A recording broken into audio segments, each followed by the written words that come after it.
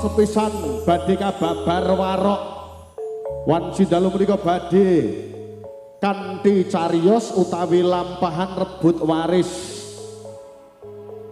cinarios jroning padepokan Gunung Sari mapan sawijining Sang Kyai Gung Kang asma Kyai Sarayuda anggadhahi kekaling putra kang nami Sento Tuwin Gentro. Sento lan Gentro sampun dewasa denya bapak Kyai Sarayuda sampun sepuh nedya badhe lengser anggenipun hamomong padepokan mila padepokan badhe kasrahaken tuwin katuraken dening Sento nenggih putra pambayun utawi putra ingkang barep nanging sasat putra kalih nenggih putra ragil kang aran Gentro boten trimah amargi pitados yen Gentro langkung sekti ketimbang kakangipun. Pripun babaring cariyos adu kasekten Sento kalian Gentro lumantar babaring cariyos warok agun salamban rebut waris.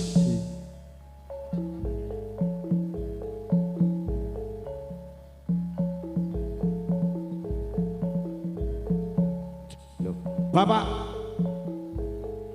kula ingkang sowan Bapak. Iya, nggih, boleh. Kados-kados sampun wancinipun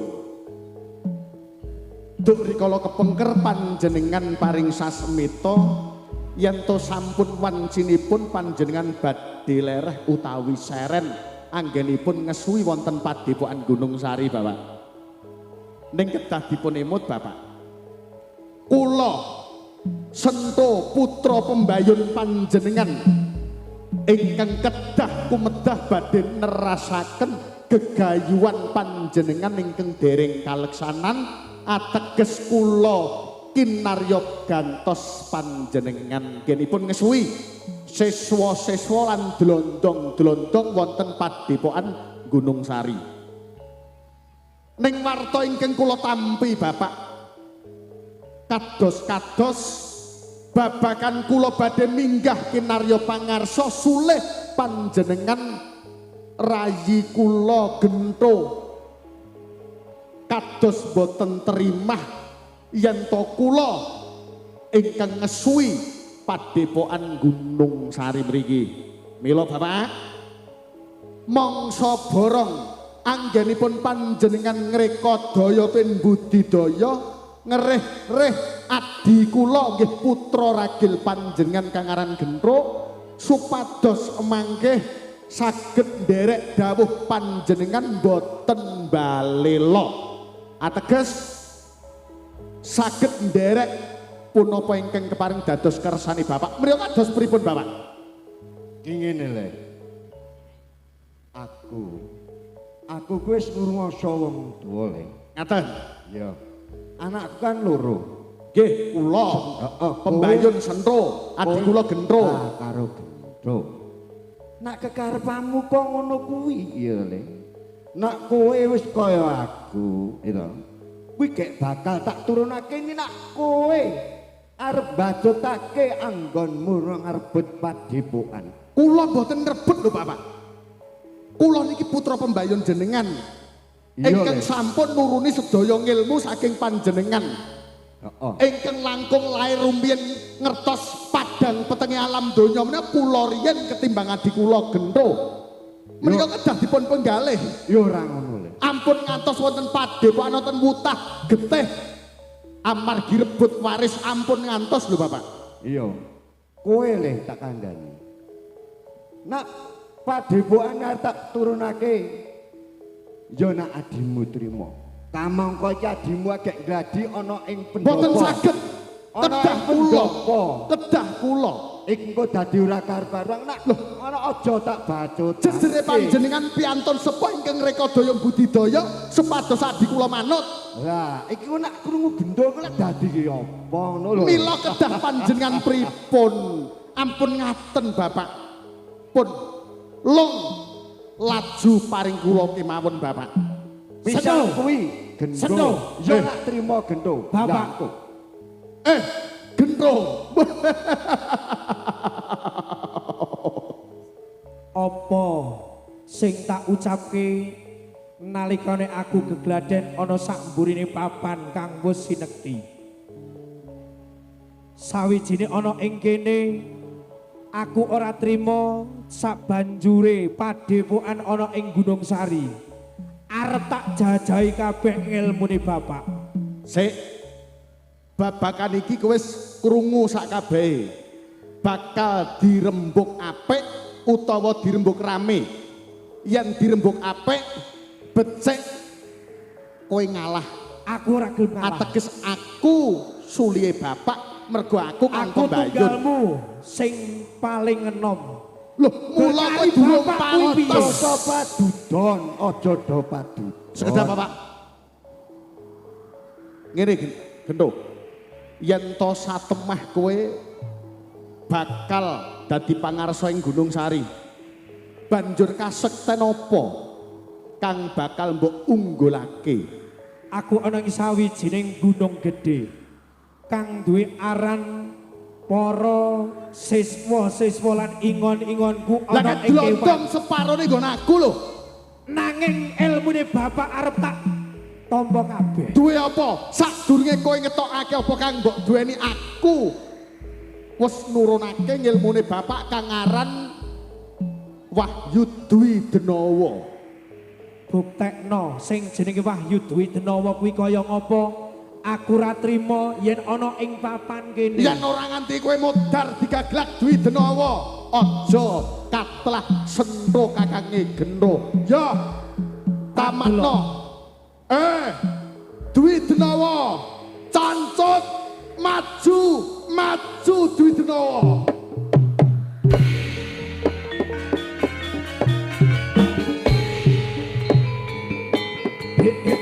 Waspadakno Gento.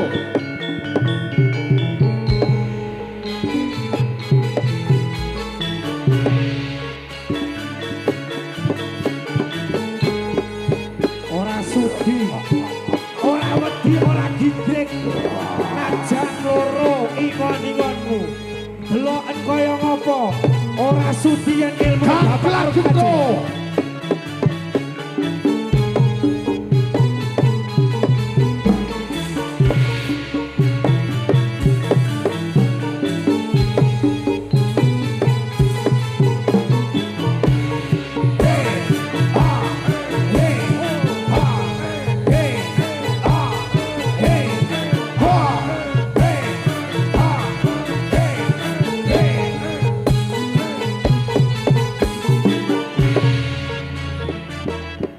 Dwi Benawa buktekno buktekake sawijining loro duit denawa Unggul.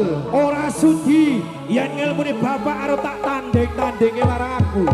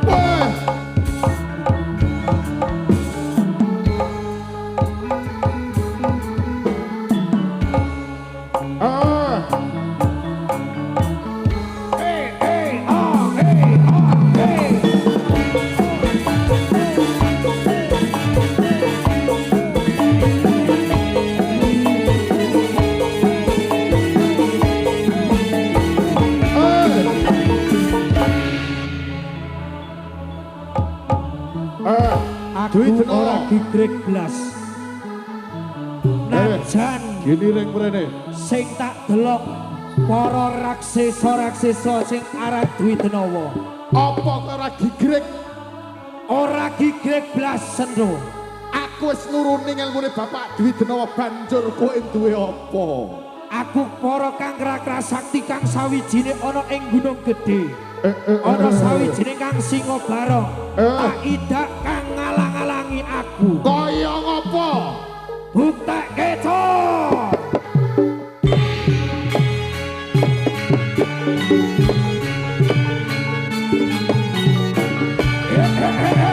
Ayo.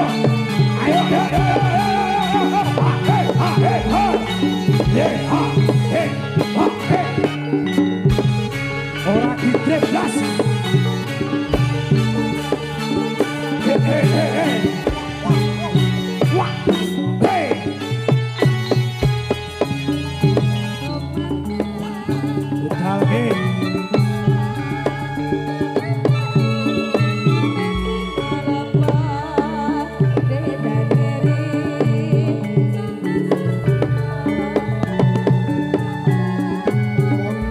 Montat sarwila mempat hanya gagal sapake anak eman samula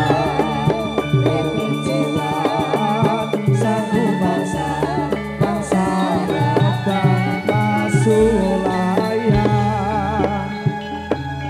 ora wedi yen sliramu ora wedi sawijining ana ing kene mung ketek-ketek cilik wajane iki ngene-ngene ketek-ketek cilik kok dadi gaglakan pisan ora Dwi iso Denawa. aku tak gagel Banjur apa kanggo andelke mung ketek-ketek cilik para ketek-ketek jikono kang ingon-ingone dhewe ana ing Gunung Gedhe tarek rene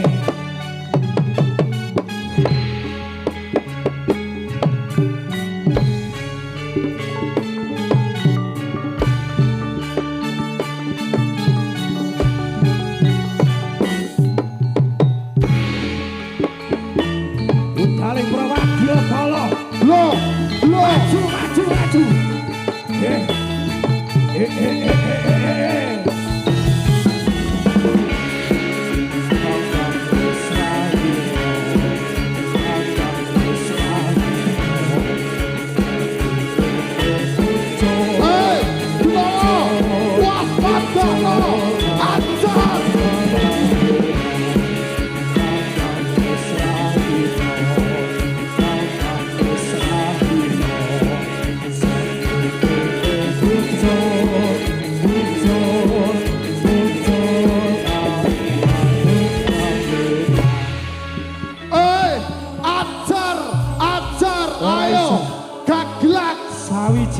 ing papan kene. Pokoke ditekni Kang Denawa loro kuwi. Aja nyepelekke ilmune bapak. Keparat gento, keparat kowe gento. Ora trimo sawijining iki. Buta Denawa ajar, ajar, ajar.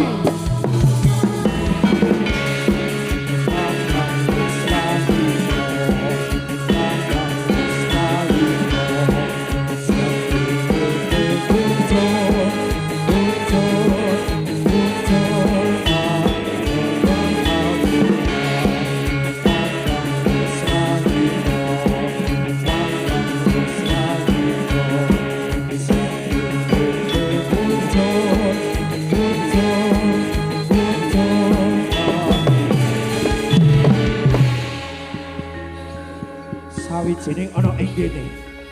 Diteruske ora. Terus yen mung kethek cilik kalawan ingon-ingonmu ora gigrek kowe durung ngerti yen to aku go duwe saperangan dlondong seswane bapak kang mesti wae melu marang aku. Sawijining swara siswa-siswamu. Sawijining kang pernah siswa-siswaku ana palagan kene. Mau aku ngrungokke aku ning Parat tetep do bali ning Bali, papanmu. Bali. Bali ning papanmu. Singo barong. Bali ning Gunung Gedhe. Aja rene. Yen durung tak panggil aku ora arep kalah. Yen sawijining para siswa-siswaku babat pokoke. Parat. Ora wedi ora gindrek. Apa kowe ora ngerti gento? Yen to aku duwe sesuk. Sawijining ana ing papan kene. Aku ora wedi. Kang ingon-ingonku ana ing Gunung Gedhe. Tak tokke kabeh. Aku duwe seswa-seswa dlondong kang bakal ngasorake tumrap kowe. Ya, pengen ngerti dlondonge Sento. Tak delok kaya apa. Dlondonge Sento maju siji. Ayo mara gage dlondonge Sento maju. Para siswa-siswaku anggone gegladen ana ing papan kene. Sampun siaga napa dereng? Sampun siaga napa dereng?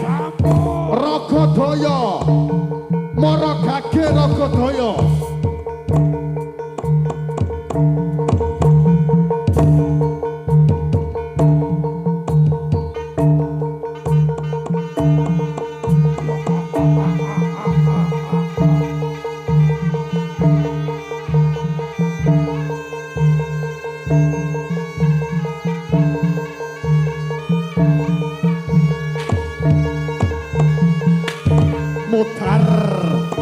Putar gento.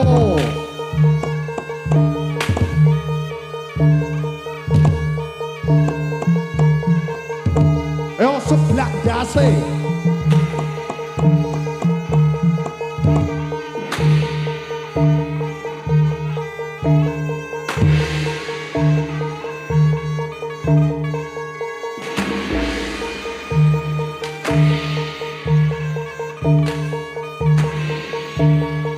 Cukup.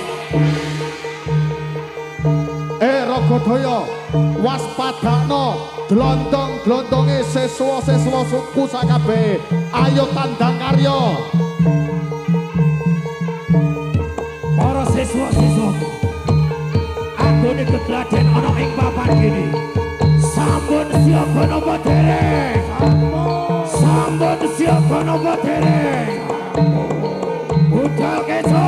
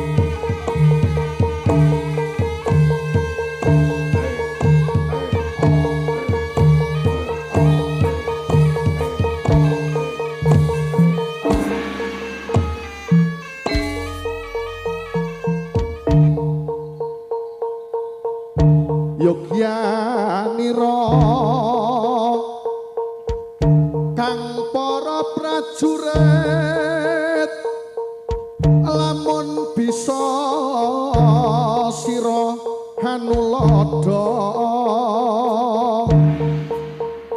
do ing uni cari tane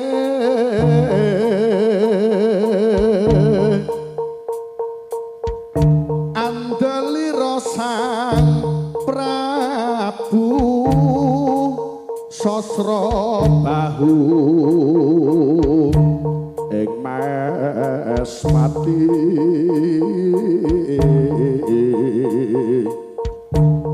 aran patih swanda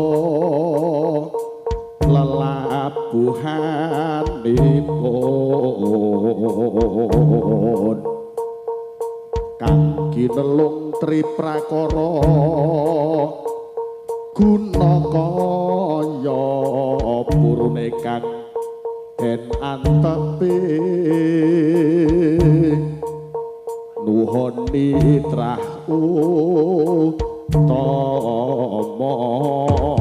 tandang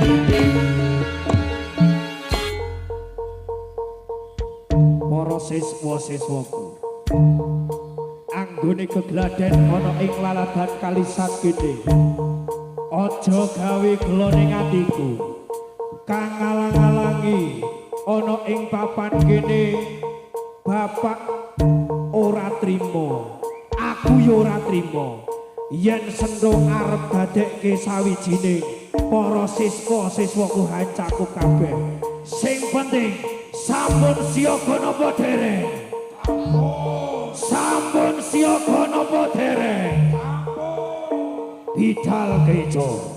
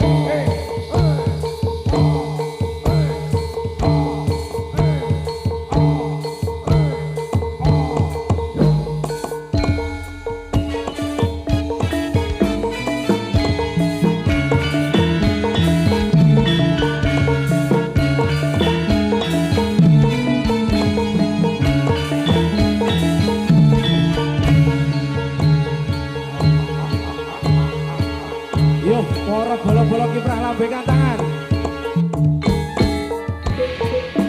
Maes kembang kapang kenor murlan kendang kempul wus dinabuh nut wirama kambuh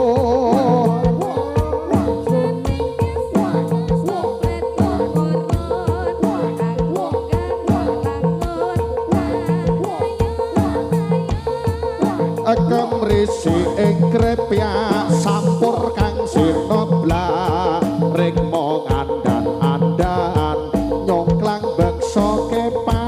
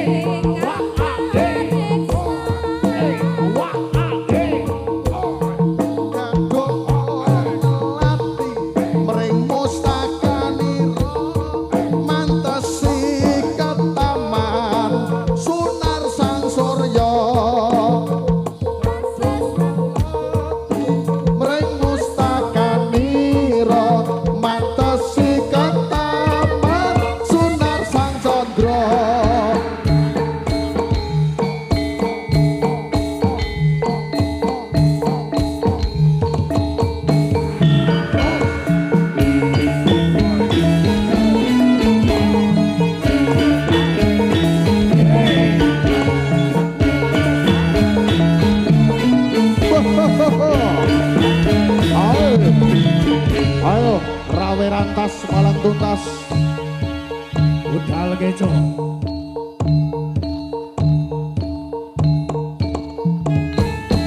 Zaman wis akhir, zaman wis akhir, bumine goyang.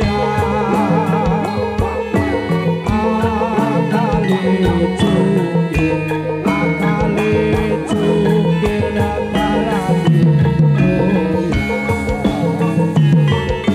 zaman wis akhir, zaman wis akhir, bumine goyang. Akale jungkir negarane goyang. Zaman wis akhir, zaman wis akhir, langit berpotong atine kafir, atine kafir urupe zaman wis akhir, zaman wis akhir, banjir bandang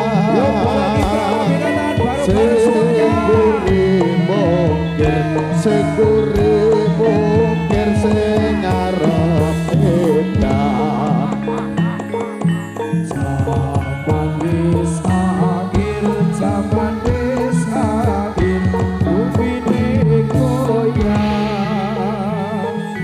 Akale jungkir negarane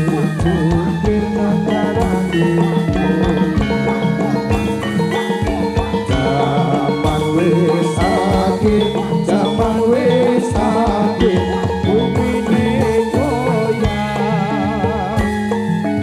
Akale jungkir negarane goyang. Zaman wis akhir, zaman wis akhir, banjire bandang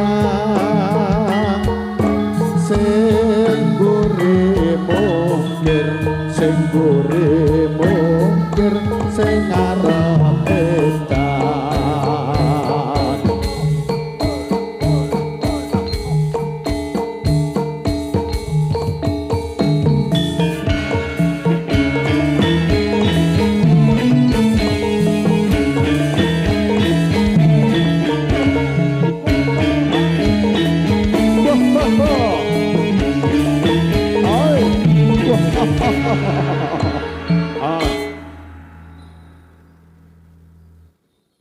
Agunsa Indonesia.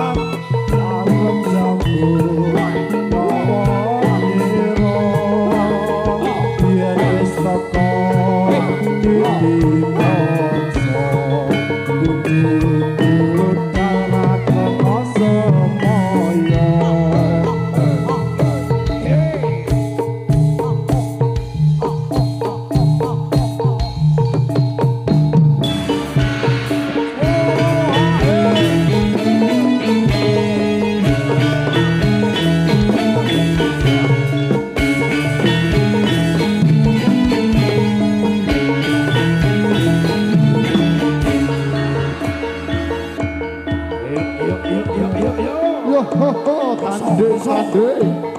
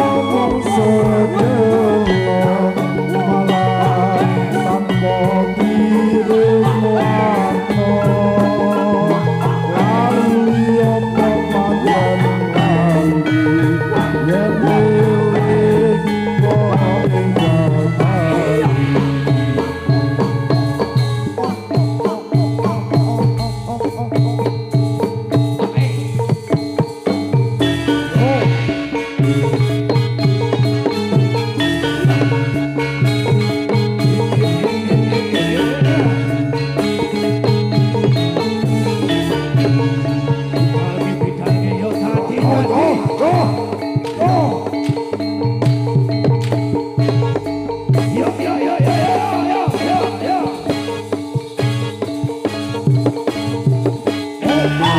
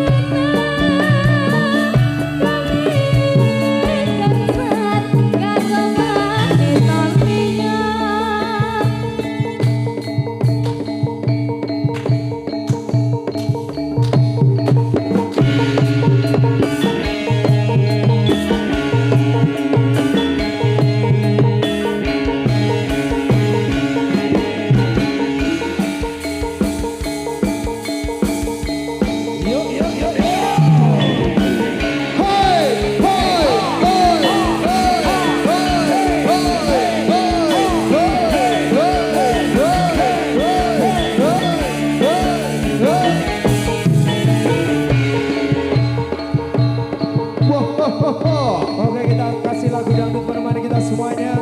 Bersama kita sudut-sudut untuk Anda semuanya.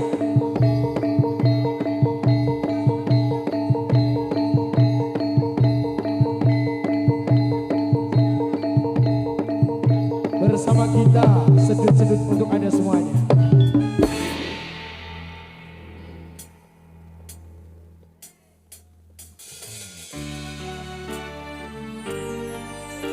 Bersama kita goyang semuanya dulur. Yuk bolo-bolo, joget semuanya. Sing penting aman, cinta, damai. Tepuk tangan kalisan. Duwe omah sing ra bersih, kebakat tresna, kebakat kasilan sayang.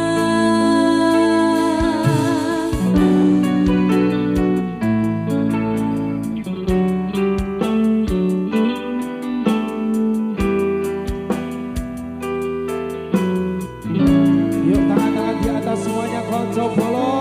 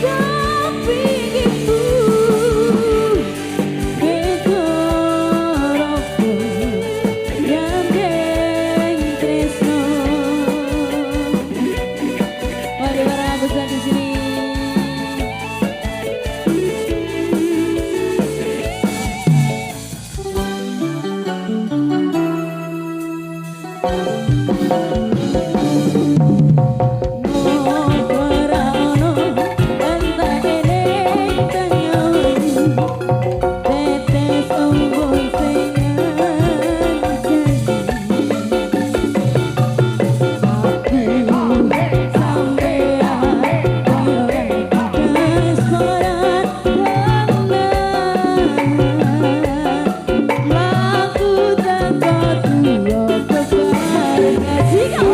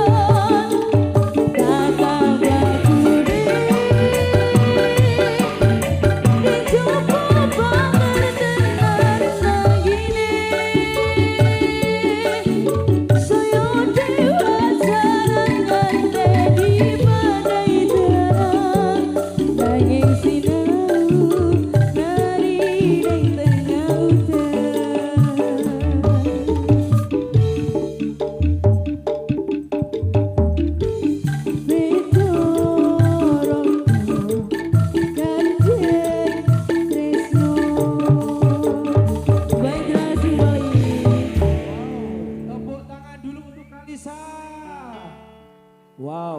Mas Gilang, Iya, Mas. tentunya untuk para